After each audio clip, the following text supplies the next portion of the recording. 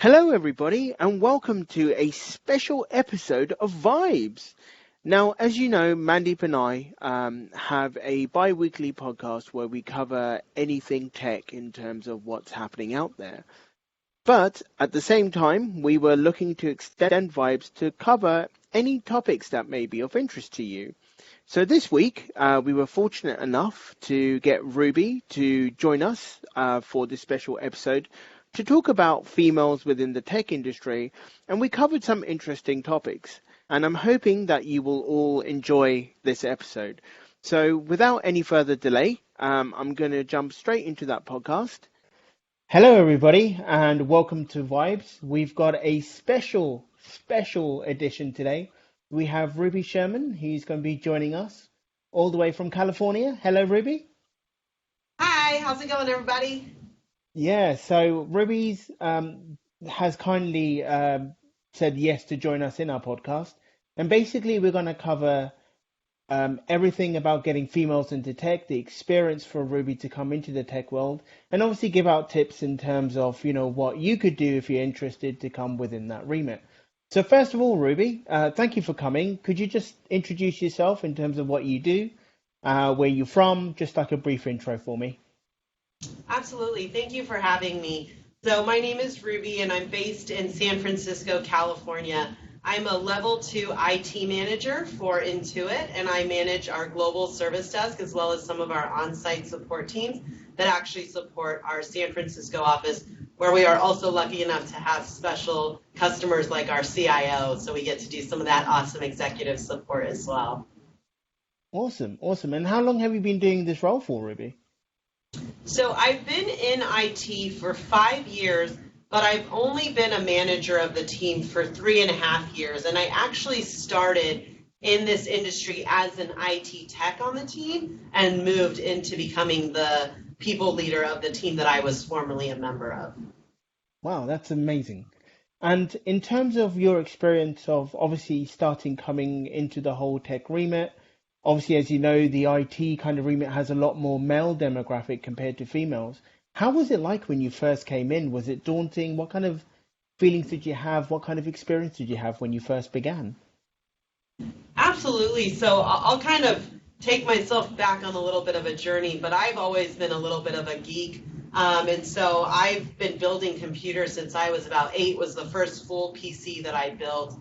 And I remember my mom taking me to CompUSA, which was a store in the States that no longer exists, where they sold computer parts. And my mom is the least technical person. She still doesn't know how to use a computer, really. And even then, going into the store, it was a bunch of middle-aged men who were fascinated by the fact that this 8-year-old girl wanted to build her own computer. And so they would sit there and chat with me and say, okay, what are you trying to do? You need this kind of graphics card. And they'd give me all these tips. And I really just loved it. And from there, my passion for technology grew. And I actually didn't end up going to school for technology. I went in a different field. I studied psychology because I was fascinated by the brain. And after I left school, it was a difficult time to get a job in the market. And so I decided to get a job at Apple Retail because I loved using a Mac personally. And I thought, hey, let me get a discount on these products that I keep spending all this money on. And I got to work piloting a role where they would explore if you wanted to be more on the technical side or more on the creative side. And so initially, because of my fascination with teaching and the brain, I thought I wanted to be more on the creative side. But I found myself falling more into the technical side and became a Mac genius. And actually, I started in Las Vegas and moved to the San Francisco store. And in both of those stores, I was the only female genius on the team. So definitely looked around and didn't see people who looked like me doing the stuff that I liked to do. And I would kind of categorize myself as like a tomboy. Oh, I must be a tomboy because these are things that guys like to do. And as time went on, I really kind of had a shift in my mind that although I didn't see other people like me represented in the industry that I was excited and passionate about, it didn't mean they didn't exist. It just, we cannot be what we cannot see. And so I was bold enough to step into a space where nobody looked like me, but I knew I wanted to do it. And so I think as time progresses, seeing people who look like you in whatever industry you're interested in is what helps catapult those movements forward. And so I think seeing more women in technology and things like Grace Hopper, a conference that's focused around female technologists, being able to see stuff like that is what's going to continue to move us forward with seeing more women in technology. Cool. Wow. I mean, that's an amazing journey to get to where you are today. So, I mean, do you feel as though to get females involved, do you reckon it needs to start at a younger age, or is it something that somebody can pick up at any time? I mean, if somebody's really interested to come into a career path of IT, what would you say to all the female listeners out there generally? It's a great question. I think that starting anything at a young age is obviously going to give you an edge because there's that whole theory that you put in 10,000 hours into something and you become an expert. So naturally, if you start at 8 years old, by the time you're an adult, you're going to be that much more ahead of somebody who maybe decides to start a little bit later. But I would, be careful to hold yourself back because you didn't start at a young age. And I think actually the service that I manage, which is an IT service desk, is so focused around customer service. And in society, we've been told, that females tend to carry more of the interpersonal relationship skills, whereas males tend to be more mathematical and scientific. And so growing up, I was always a very math and science oriented person. So again, being that little bit of an outcast and a lot of people don't know this or agree with me, but I always tell them, I'm a pretty big introvert. And they say, no, you're not. And I say, well, I'm an introvert who gets paid to be an extrovert. And so I work very hard on having those interpersonal skills that maybe do come more naturally to female population in general, even though that was different from my experience. That's what society tells us. And so for a woman who maybe didn't start her journey in IT at a younger age, I would definitely encourage them to pursue it now. And I would say start with a team like mine. Start with an IT service desk because when I do hiring, I actually focus predominantly on the customer service skills because the way that I see it is I can teach you about technology. I can't teach you to be a kind person. I can't teach you to be a nice person who's engaging and makes customers feel comfortable about using IT. And it's really important to me that I had this shift in mentality about old school IT versus new school IT. And I think it's super important that IT organizations these days are focusing around customer service because people are afraid of technology. And especially in a workforce where they're trying to do their jobs, they want to be successful. And even though they work at a technology company, tech may not be the aspect of their job. And so I want to make sure that when they need help with their tech, they're getting like this really awesome experience where they feel supported and they feel welcome to ask the questions. And I think that in my experience of hiring a very diverse team, I've always put customer service at the forefront of that. And I've been lucky enough to have a team that's always been pretty evenly split male and female because of that. Cool. Okay. Now, earlier on in your conversation, you were talking about old IT versus new IT. For people who don't seem to quite understand that, what exactly did you mean by that? So there used to be this impression that if you were back in the day to go get some IT support, you'd have to go find some dark room in the corner and knock on the door, and it'd be a bunch of grouchy older dudes who were like, what do you want? What's broken now? What did you do? Which honestly, I've never experienced in my career because I think I wasn't in the industry when this so-called old IT existed, but it's kind of what the stories I've heard. And I think over time there's been a shift that IT is really meant to enable the workforce to be successful. And so customer service has become increasingly more important because you need to bridge that gap of folks who are technical enough to solve the problems, but are personable enough so that people want to go get their problem solved. Because at the end of the day, if you have folks who aren't personable and people are afraid to go get support, your workforce is going to be less efficient because you will have a lot of silent sufferers who say, oh, well, my job would be easier if this worked right, but I'll just deal with it versus going and chasing down somebody who's going to make me feel less than for not fully understanding technology. Cool. Thank you very much for explaining that.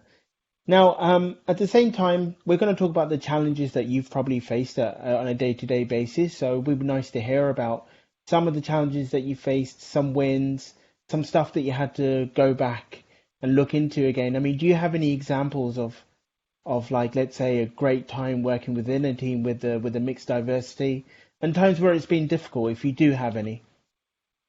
Yeah, so I'll start with the difficult because those I feel like I've worked really hard to move beyond those. And so I'll start with, being in an Apple store, for example, people coming in with their expensive gear that they purchased, they're upset that they've got to go to the Genius Bar in the first place.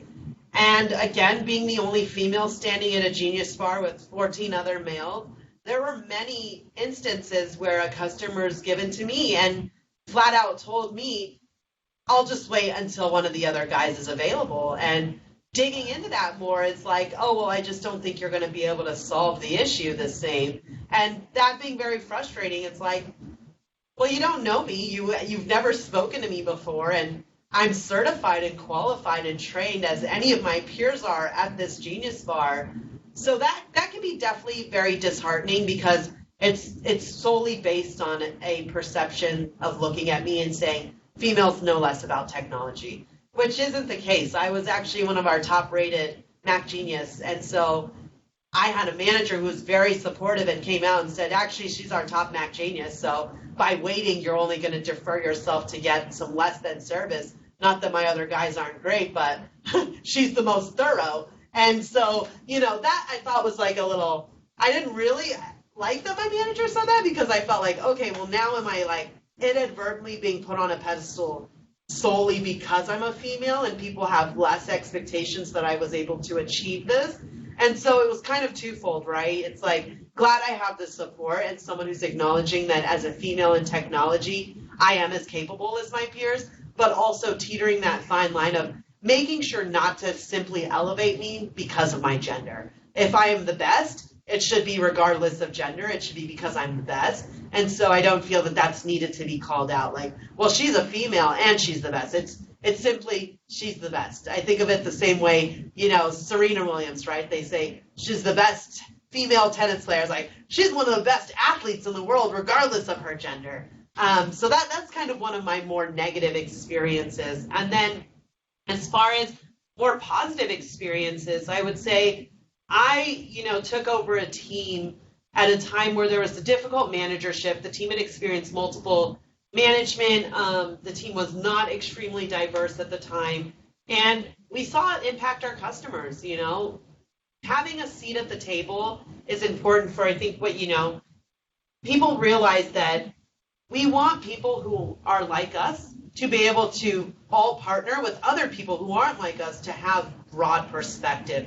And so sometimes on my team, if there's only one thought process, it would be really hard to make process improvements because we're coming from one mindset. And so as I took over the team and started to hire, I was very thoughtful in the way that I went about making sure to hire a team that was diverse. And not just through gender, but also through age, through culture, because those are the things that when I built that team, I found that we were able to do some really awesome work because we had such diverse perspectives in the room that the ideas that we came up to solve customer issues, they were so much more broad than having a single type of person on a team and coming up with this extremely narrow focus that actually only serves that same narrow focus. And so that's been my greatest success, I would say, is building an extremely diverse team that has that same output of diversity in the work that they do and the way that we enhance our processes so that it better serves a broader customer population. Cool. And I can definitely attest for that because obviously I work all the way here in London. We see and hear all of the amazing work that your team does. So, very, very fortunate to work alongside with you, which is amazing. So obviously we now have a lot of tech conferences that have quite a lot of females on the board, or there's an all-female conference. Have you ever attended one and taken anything good from it? Have you seen any negativity from that? Do you feel that it's good to have an all-female tech kind of tech venue, or do you think it needs to be more obviously mixed? I mean, what is your views on that? Because we do see it in London we have a tech week and sometimes you have 2 days that might be dedicated just to females. Do you think that's a good idea to get more females to push, kind of obviously push forward, or do you think it should be something that should be a lot more combined? It's a good question, and it's one that I think can really be a sensitive topic, right? There's this whole idea of, okay, well, if we want diversity and equality, then aren't you building more seclusion when you have things like a full female conference? And to that, I would counter that any female conference that I've ever been to has been focused around things that would benefit females specifically, but are not turning away men. So men who desire to be allies to women, I would say go out and go to a female tech conference, see what women talk about, and ask yourself, how is that different than what me and my group of guys talk about when we talk about technology? Because I think that's really the benefit of having a full female tech conference, is that you get to align with women who you can connect with on that female level of how you think about things.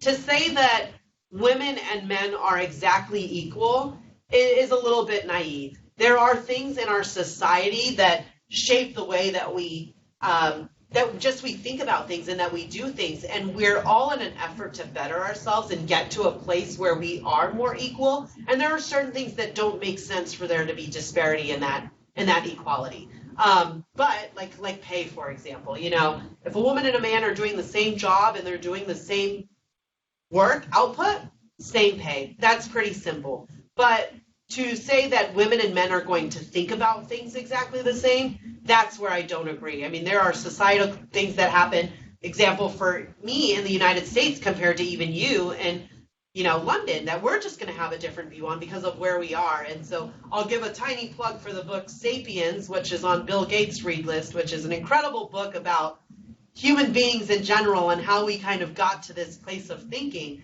But I do think it is important to have these female conferences. And again, it goes back to that saying that I said before, is we cannot be what we cannot see. And so I went to Grace Hopper last year, and specifically one of the best parts of it that I was a part of was going to a Latin women in tech. And so on top of being a woman in tech, I'm also a Latin woman in tech, which is extreme minority. Latin women are the furthest of making equal pay in technology than any other race of women and an ethnic group of women. And so it would take us almost a year and 9 months more to make the same as our male counterparts. And even our female counterparts are being paid ahead of that. And so I knew that it was super important for me to attend that session. And what I found out of it was that a lot of the women who are going to these conferences are actually not even women who are yet in the industry. They're women who want to go into the industry, and they're meeting companies and talking to them and meeting other women who are in the industry and hearing women speak about their experiences.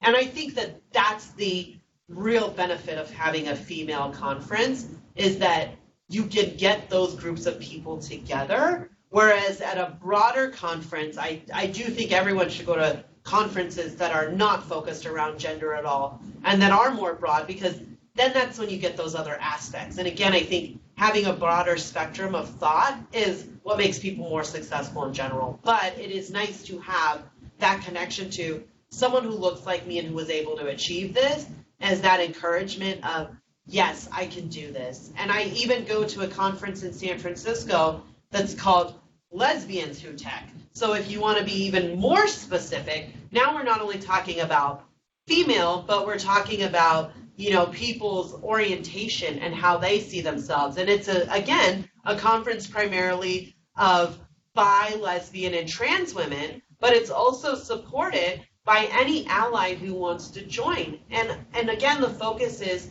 seeing women who are in those situations working in an industry that we want to and not feeling like we don't belong. We belong, whether we are brown, whether we are gay, we belong here, and we have a perspective that is unique and that should be visible to everybody. And together, if we have other people who have a difference of perspective, again, we're going to create products and services that can reach to a much broader spectrum of people. Wow, that's amazing. I mean, I learned so much in that small scale, and obviously with the whole pay gap thing, I think that's one thing that's obviously being looked into now, just generally across the board, that's coming into the light, which, I do agree, like people need to be paid the same, no matter the race, no matter if you're male or female. So definitely a great push there. So that is good to hear. Now, obviously, you've worked it into it. It's a great company to be at. I work there myself, but for yourself, what kind of things do you see that the company give females that might be different to different places, or if it's not the case of being in terms of being a female, in terms of being a different race, or how you are just obviously generally as a person, what do you think is the big thing about Intuit that really empowers everybody for you personally? Yeah, for me, I think, well, I will start this with Intuit's absolutely the best place I've ever worked, and so I feel really lucky to be here. And I think that we're really spearheading a lot of ways to be very thoughtful about how we reach many different people. And so I am very heavily involved in a lot of the diversity and inclusion aspects of what our company does because I have a personal passion for that. So I insert myself into that space. And I will say a lot of places really focus on diversity, and diversity is really about metrics. So if you talk to people who are a part of these minority groups, what you will find is that diversity is really not the part that they really care about because to them they say, okay, there's not enough Latin women who are lesbians or bisexuals, and so I'm filling this quota. And while it's great that I get to be the person who fills this quota and now my face is visible, what minority groups really want is inclusion. And so I think a lot of the tech industry right now is so focused on this diversity, but not necessarily putting as much emphasis on the inclusion. And so it's great that you've got these underrepresented groups here now, but do they even feel included? Do they feel that they belong here? And I think that that's something that Intuit is really focusing on. And as a person of a minority group, it makes me proud because I'm glad I fill the number and I fill the quota, and then it's like, woo, one more brown girl in the tech industry. But I also care that when I come into work, I feel like I belong here, and I feel like I have as much say as anybody else who doesn't look like me, maybe, and that's okay that we don't look the same. And in fact, that's what makes us better as an organization because we're going to have these varying opinions and thoughts based on the way that we've seen life through our own lenses. And so I would say I love that about Intuit, and some of the specific ways that we target this area to focus on is with our employee resource groups and really empowering our groups to lead themselves and have business impact on top of that. So it's not just like, hey, here's a club of you minorities where you all can get together and have a happy hour. Okay, yeah, I don't mind that. I'm going to have fun with my friends, hang out, cool, I love it. But I think we take it a step further with, doing things like Intuit being a company that's focused on small business. For our Latinos Connect network, we do a marketplace where we actually seek out some of our Latin-owned businesses and bring them on site in Mountain View and have a marketplace where they can show what they sell from these Latin businesses. And we know that because we have this type of data, which is really helpful. And we can empower them as a part of our employee resource group and actually become a business resource group where not only are we a subset of minorities here, but we're having business impact because of our connection to our communities outside of the walls of work.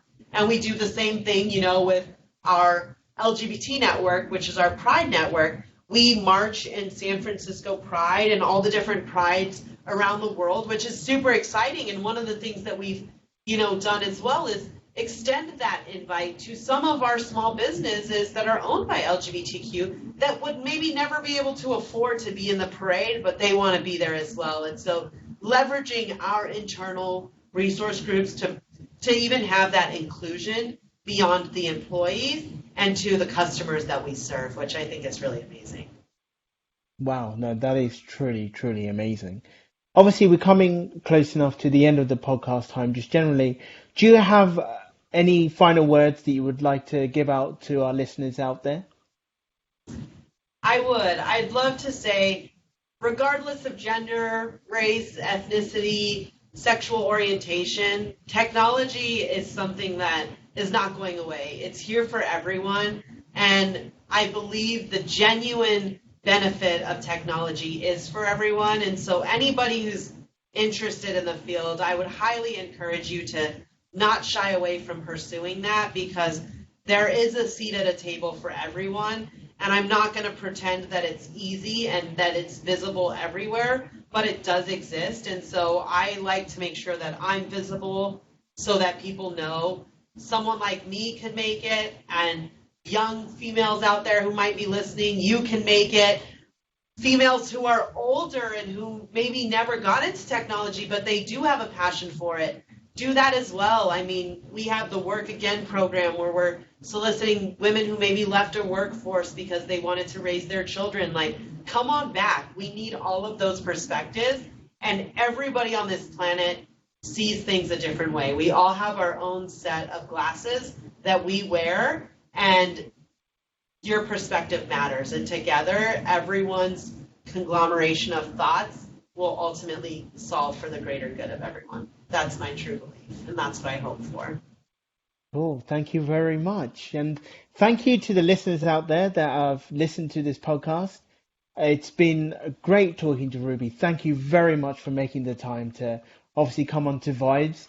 And hopefully moving forwards, we're going to have a lot more of these special talks with everybody. And yeah, we hope to obviously chat to you all soon. Please do keep the comments coming through to us. We love hearing from all of you. Until next time, take care, everybody. Bye.